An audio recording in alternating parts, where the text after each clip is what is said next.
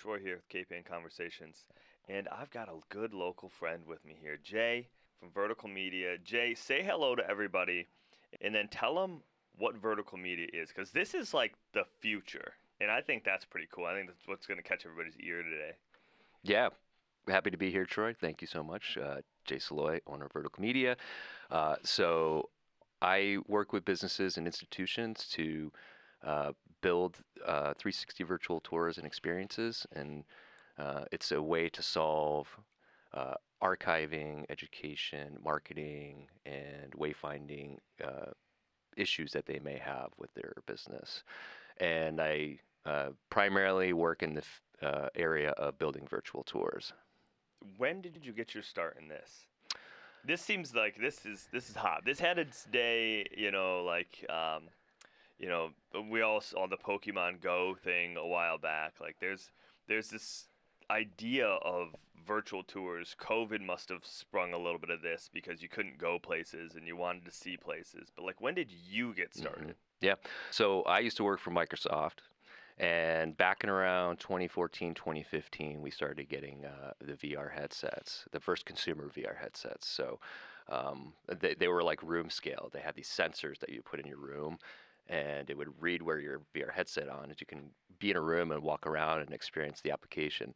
So the first time I ever put a VR headset on, this like turquoise grid showed up, and it was like I felt like I was in Tron or the Matrix, like the future is here. Like, so this was a decade ago now that we started exploring these technologies. So in a technical world, it's kind of old, but there's still a lot of freshness to it.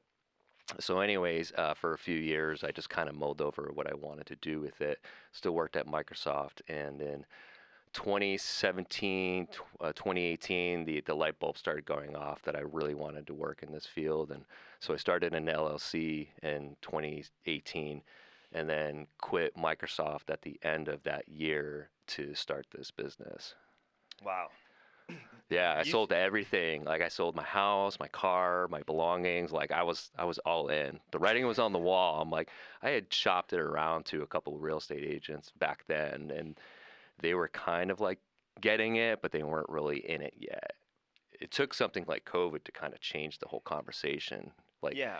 they were, Like you mean like you sent to realtors the idea of mapping that house to sell it. hmm That was like your one of those early light bulbs for you. hmm that was the one. Yeah, that was the early. That was like the easy entry point into the world. And even though the conversations were good, there were just the connection wasn't happening. It was kind of like how like QR codes have been around for a long time here.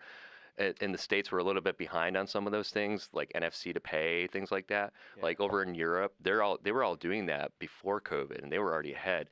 It took COVID for us to get on board with QR codes, NFC, and virtual tours. So like the Yeah. technology was there, it just wasn't being used. So what was the first gig? What was like the breakthrough, the thing that you did that you marketed with from that point then? What was the Yeah, so after COVID, so 2021, I got out and I did a lot of networking. I started joining chambers and other networking organizations to get the word out. And my first breakthrough gig came through a somebody I met through the Creative Collective, and they are based in Salem. And I met Sarah from Willowdale Estate, and she was the first breakthrough that I had because she was in the wedding and event space. And Willowdale State up in Topsfield, if you haven't been there, it's phenomenal. It's a great location. So they were the ones that really helped kind of get things moving because they had a need, and I was able to solve it by having this tool available for potential clients to visit the location ahead of time, so that way they didn't have to go there and find out that the venue wasn't a fit, or it also gave Willowdale the chance to save on operational costs. You know, they were able to use the payroll correctly because when you have like thousands of people wanting to come to a location, you only have so many hours in the day, and they were able to solve that problem by having it available online. And now they can get some of their time back, and their team can focus on the right customers at that point. Yeah, and the customers can even sort of weed themselves out by going on a virtual tour before driving from Connecticut Totally, yeah. to Because see it. think about all that energy that's being wasted, including like your time, your gas, your money. Like it all and even your emotions. Like there's a toll for everything. So Yeah. if you're going to want to visit a handful of venues before you get married. So you want to like pare it down. So it also adds an extra layer of confidence to your client because you've given them the inside. You're not afraid to show them what's in there, and you give them the peek, and they're like, okay, they're confident. Let's go check them out. Yeah, and this is translatable to everybody, like every industry basically that has that type of customer. If you think about this, for those listening, Willowdale wedding venue has thousands of inquiries. They all want to come in like May at the same time to see it when they're going to get married in May so they can see it in the environment that it works in. You're already full packed 3 weddings a weekend. You don't have time to walk strangers through there to hem and haw whether they do or don't want to do this. You can give at least half of them, you know, the full understanding through a virtual tour. Absolutely. Now translate this so like my brain's already going there. I mean, like Peabody Essex Museum, Cape Ann Museum, every museum can have a full 3D tour. You get all the exhibits. Everybody could do this. Absolutely. And it's a good thing you bring up the museums because even though you can walk through the museum, there's more than you can do in the museum instead of just walking. All right. So we have these things called hotspots that you can place in the virtual tour. So if you're a museum and you have all of these exhibits available, you can place a hotspot on a particular artifact and you click on it and it'll bring up old photos, maybe a video, maybe some old documents, even 3D objects of that artifact. So what you're doing is you're turning it into an educational tool. So you're providing accessibility. You're also creating an educational opportunity for students or people who can't get there.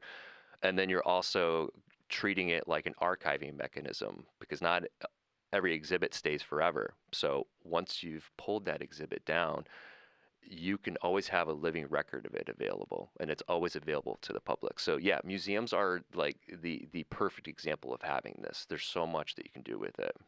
I mean, and there's so many like little museums out there in the world. Yeah. Like that you can't get to. Like there's probably a museum in Texas on cowboying, and it's like I can't go to Texas, and learn about the cowboy museum.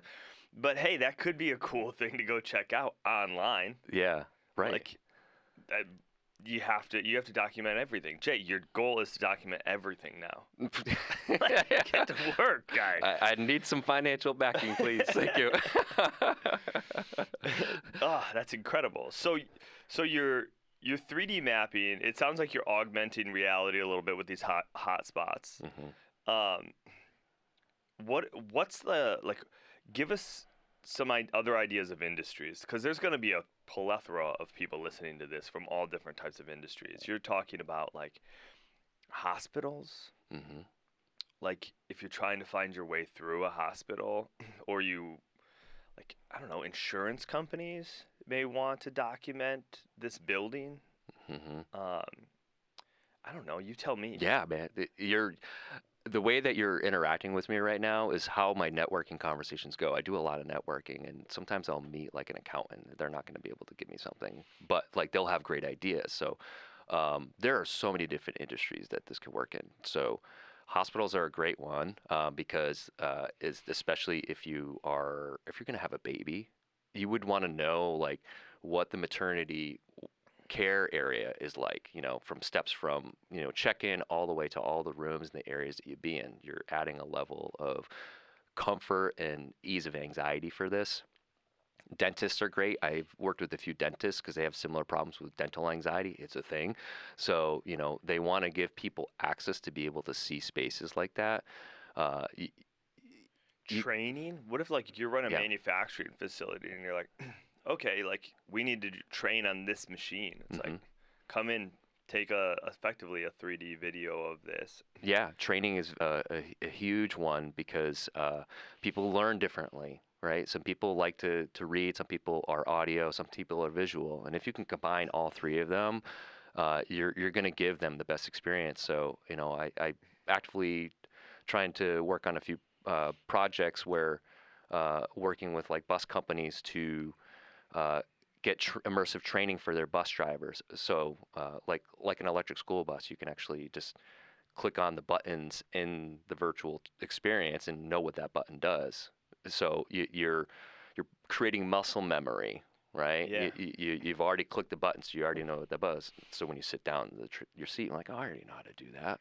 Yeah, and You, now you as the like owner of this business, you have turnover. It's just going to happen in any business. Your employees are going to turn over, and it's like, oh well, now you got to go get Scotty to train Timmy on how to do that machine. It's like, well, why don't we just have Timmy watch the training video first, and it might make that time a little more replicable, and it makes Timmy's time training Scotty a little easier, or whatever it may be. right, and you have a trainer that gets promoted, and they have a new trainer, and they have a different style. They may not be doing consistent training, so you're creating a consistency across the training for them, and it's kind of like the wedding venue thing. You're saving on your payroll, right? Because you're giving like the appropriate trainers time to do other things, and you've got these systems already set up, so it's almost on autopilot. They can go ahead and get that training in while you're focusing on other pieces.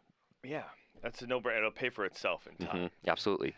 Yeah, so I mean, the industries are far and wide. Like, I work in retail too. Like some of my earliest clients were retail shops, and we'd go in and we'd put hotspots on products that they wanted to sell online, and you click on it, and it'll take you to the website, and you can go purchase the product. Yeah. So you're delving into a lot of different areas that are just there's a case for it. There's almost always a case, and it's wild to go down this rabbit hole because it just started with real estate, but now like the world is my oyster at this point. It's just a matter of finding the people and then procuring capital to get these projects done. What? Yeah. So we're talking capital. Not to put you on the spot, but like the biggest mental hurdle for a lot of people is probably just cost. They're like, okay, great, but I don't want to pay for it. And so, like, can you break down the barriers of cost? Like, give us, like, an example. Like, if you were to 3D map a 1,500 square foot house for a realtor, maybe we could translate that into, oh, well, my retail shop is 700 square feet, so it's going to be less. And I only want to show, a marketing video of that. Can you, or give us a range? Like, I get that mapping the PBD Essex Museum is going to be a super custom different price point, but like, what are we talking about? It's definitely not $100. So No. But it's probably not $100,000 either. So There's a range. So homes are a little bit different ball game, and let me try to separate the two areas. So with homes, they have the solutions is a 3D scanner, and the 3D scanner does a quick and easy job, and it's designed that way because homes sell so quickly. So these scanners, while they're quick, they're not as great in terms of image quality because it's a scanner. It creates a point cloud, so it's not actually creating an image. It's creating dots everywhere with color mapping and things like that.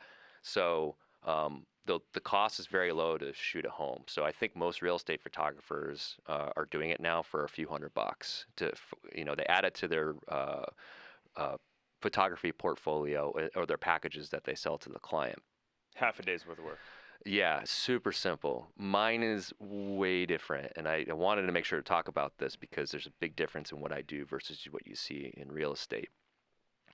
So I have a 360 camera, and that has sensors on it, and it looks like an orb, like out of Star Wars. It's like a droid. It's got 6 lenses, and it captures it in an image type of fashion.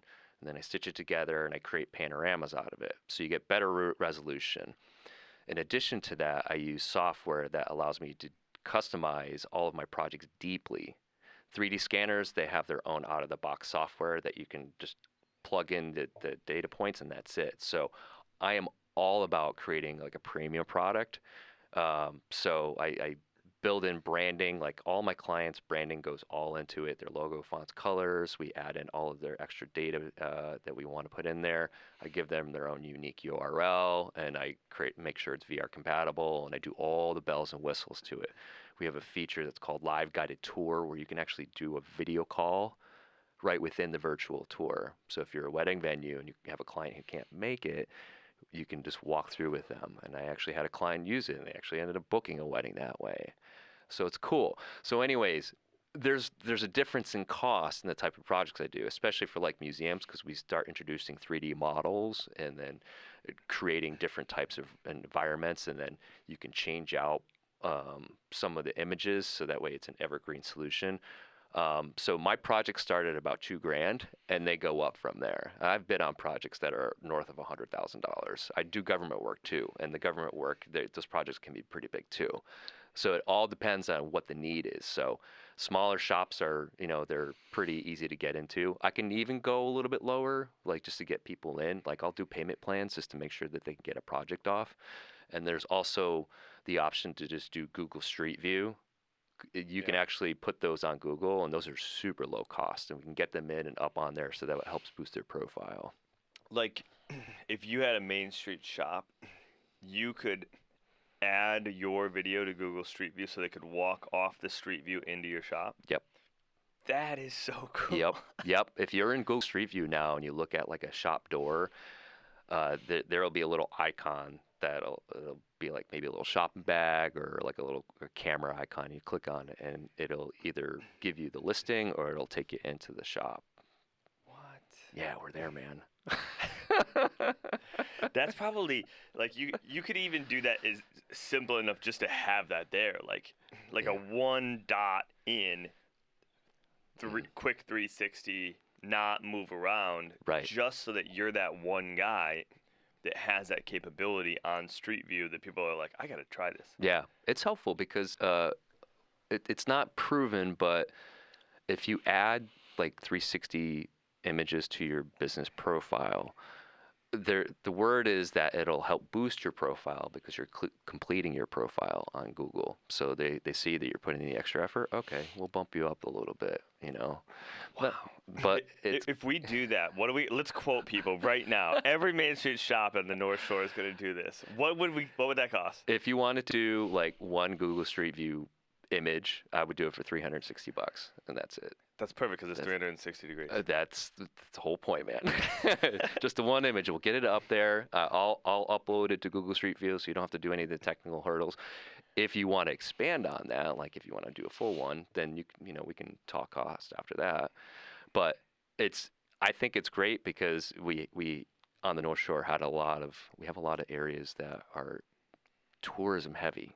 And people are always looking for things to do.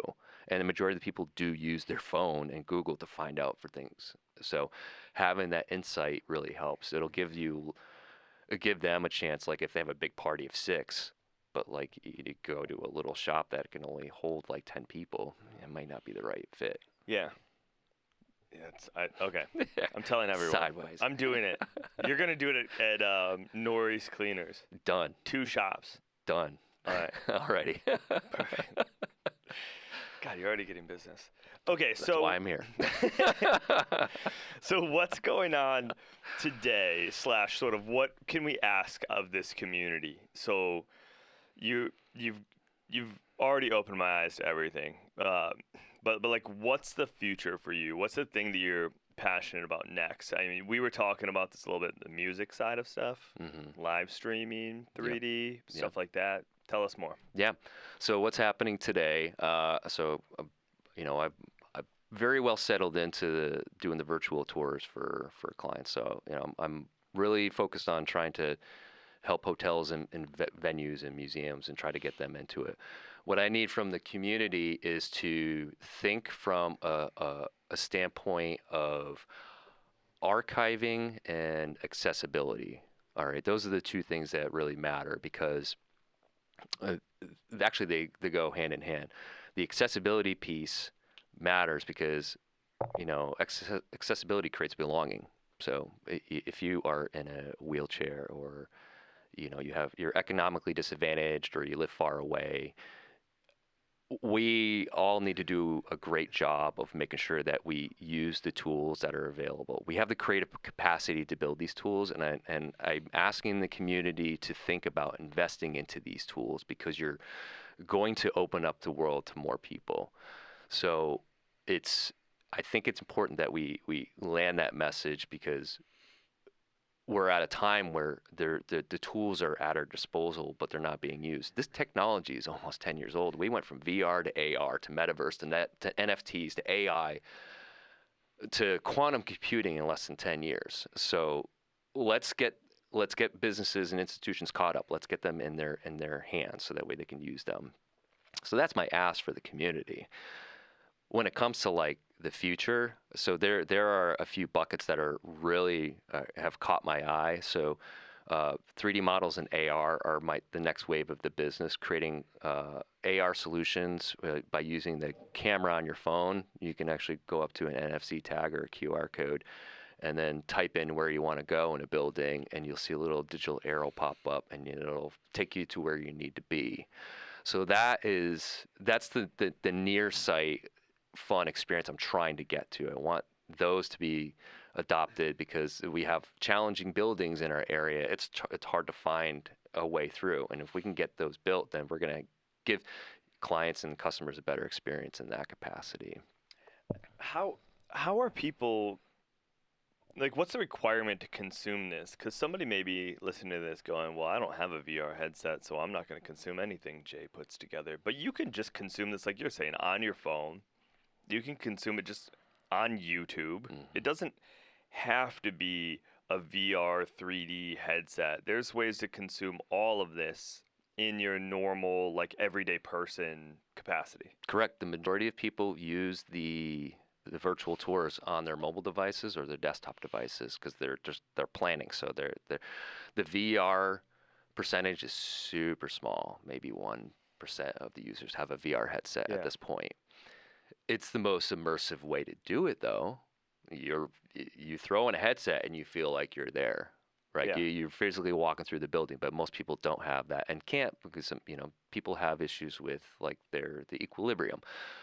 So consumption is through these devices, and basically it's a web application. It lives on the web. It gives a website URL, and clients put it on their website. So it's easily accessible. So the cost to the barrier is so low now. It literally, like every client I do a project for, I said I do all the heavy lifting. Here's your URL, pay me, and that's it. And they could even have their own payment gateway. So if it costs $20 to go to the PBDS Museum, I don't know if that's true, people. Just go easy on me. But discount. You could do it for like $5 virtually from Washington State. Yeah. So that's a great point. I actually worked with Hammond Castle Museum on a small project last year.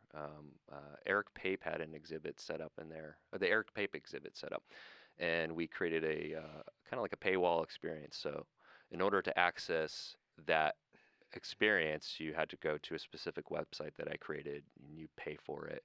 And then you get 24-hour access to the virtual tour, and you get to see all the different paintings and drawings that he had in there. So paywall experience is definitely possible as well. And because people like to keep the secret sauce, but they also want to monetize on it. But your point to like $5, like it's got to stay low because like it's an online experience. Yeah, it's not the same. No. And you're just trying to reach the masses. Totally. Essentially the people that couldn't get there anyways. Mm-hmm. Right on. Yep. And so for you could do everyone. You could do everything. I mean, I see this for schools too. It's like schools used to go on these, bigger field trips. Like my wife's a teacher. They still go to DC, but there's been a bunch of DC trips canceled. Mm-hmm. And it's like, oh, we can learn about the Lincoln Memorial or the Air and Space Museum or whatever. But imagine if you just sort of took the same day and you were just like, all right, well, we're going to do sort of a real DC virtual tour. If we're not going there and we don't want to pay $400 per kid, per night to stay, it's like, why not? Mm-hmm. Yep. It's an easily solvable problem that way. But then you could amortize that cost for every school in America mm-hmm. to have access to the Air and Space Museum. Right. And those types of contracts are great, but those are kind of like somewhat government level, but they're great. And I'll give you an example of how I did a project like that. So I bid on a contract down in Florida my first government contract, and I won it. Surprisingly, I'm a brand new guy in the town. I won a contract. Come on. Nice.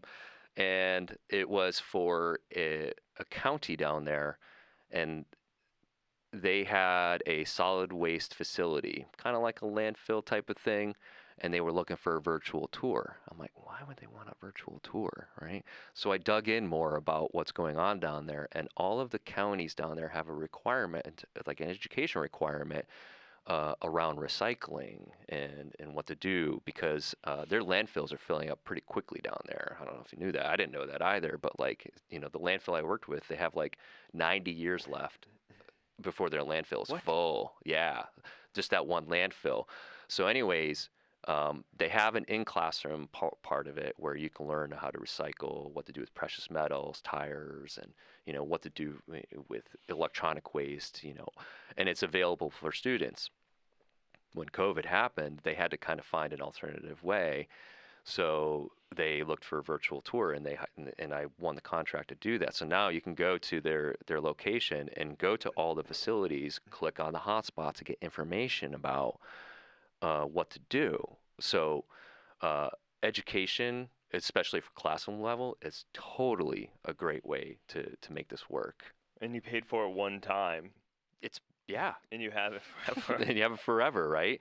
Yeah, and it's funny, but that particular project won an award through their industry, like their solid waste industry, because it was an innovative project. So the idea of bringing it to the masses is really, really, like I said before, the technology's here. We just need everybody to start to get on board with it.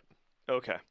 So what else? How do people get in touch with you? Like, what's the best way for people? If now we've got them, they're all hooked, they're all on the line, and they're being wheeled in. Now they're like, Jay, come save my life. I'm not saving any lives. What do they do to like get this set up? Because I'm gonna commit you to quoting their job for free. So you've got to do that with them, because I'm going to inundate you with phone calls or emails, or what is it? What do they reach out to you? Yeah, so the easiest way to reach out to me is through my website. Well, yeah, my email's on my website, so verticalmedia.io. I'm easily accessible through social media. My @handles are @verticalmedia on everything: Facebook, Instagram, TikTok, and I am an Uber networker too. If you know me, like I am at a networking event all the time, so there's a chance that you know somebody that I know in the area. Where do you live? Salem. Okay. Before we wrap, you name drop something. I try to get everybody to name drop stuff. You name dropped the Creative Collective. Yeah. Give us a little bit on them, because they seem to be impactful for you. They were super instrumental in the beginning of my business. So they were the first networking group that I ran into. So a little backstory before getting into them: I tried doing the cold emails and the cold calls to get business. I emailed 100 businesses in Salem, and I got 2 responses. One was a no, one was a maybe. So it was super lukewarm at best, right? Yeah. And then I tried walking into a few businesses and, wasn't comfortable. One of them was even passive aggressive. So I'm like, all right, this is not working. So I just went online, started looking around. I saw this group, Creative Collective, had a networking event. I emailed them. I'm like, mind if I come just as a guest? They're like, sure. And I walked out with 3 leads right away. I was like, damn, that didn't take long. So I joined them as a group. They are great for helping the micro to small businesses, the entrepreneurs, the artists, the makers, and the ones that don't get traditional help that they may get through traditional channels. So they have a wide swath of different types of people they work with, and they're really good about advocating for the smaller businesses and entrepreneurs at like the municipal level too. They go to bat for us. They'll show up at City Hall and meetings and things like that to make sure that our voices are heard, and they're always working really hard to make that happen. So they're great in that aspect, and they also have traditional businesses involved, like insurance and banks and things like that are part of it to help make sure that those resources are available for all the small micro and enterprises like that. So great group. Like they're based in Salem, but they have members from all over the place. Yep. And that's, I mean, that's like just kind of like the chamber. It's like, if you're listening to this, always remember the chamber is supporting this process, right? The chamber is supporting all of these local businesses. The chamber was the advocate for creating this podcast to be able to help the entrepreneurs and the small businesses and the small not-for-profits and everybody's voice to be heard, to tell their stories and to get the exposure, because we have such an awesome little economy up here in Cape Ann. Mm-hmm. And I want to talk about the Cape Ann Chamber too. They have been great for me as well. And when I first joined the Cape Ann Chamber, their coffee and connections weren't in person just yet. They were still doing the online Zoom thing. Same. And the first meeting I did, it was my turn to talk on the Zoom call, and I walked away with 8 leads from that call. And the director, Sam called me after. He's like, "What was that?" I'm like, "I don't know. Like, that worked pretty well." And I just started getting work right away. And not only that, but they've been so helpful in making sure that I getting right in front of the right people, giving me opportunities to participate on their boards, and the community overall up here is great. Yeah, the Cape Ann Chamber is a group of yes people. Mm-hmm. Every time you reach out to them, it's never like, "Oh, we can't do that. Oh, we don't have that bandwidth." Oh, no, it's every time it's yeah. Yep, they're working hard. hard. Let me see what I can do. Yeah. Let me reach out to somebody. Yeah, absolutely. Great team. Which is awesome. So shout out to the Cape Ann Chamber for making this happen. Love you all. Yes. And everybody that's listening to this, it's your job too, right? These are the guys that are, donating to the local soccer teams. I continue to say this, but all you have to do is, if you have a need, support them with your business, obviously. But you can also like and share this podcast and their businesses. It costs you nothing to follow them on Instagram, literally. And then share it when they post something that's worth sharing to your community so that other people can hear about it. All we want as small business owners and small not-for-profits is just for more people to know about us so that we can get connected with the right people. That's all. That's what we want. It's super simple. Impact, man. Jay, thank you for coming on here, bud, and telling your story. I think you're like the Bill Gates, Jeff Bezos of, VR. Like, we're gonna read about you in a virtual magazine someday. That's gonna be awesome. We'll do the next podcast virtually. There we go. Sounds like a plan. Thank you. Alrighty, Toby. Thanks, man.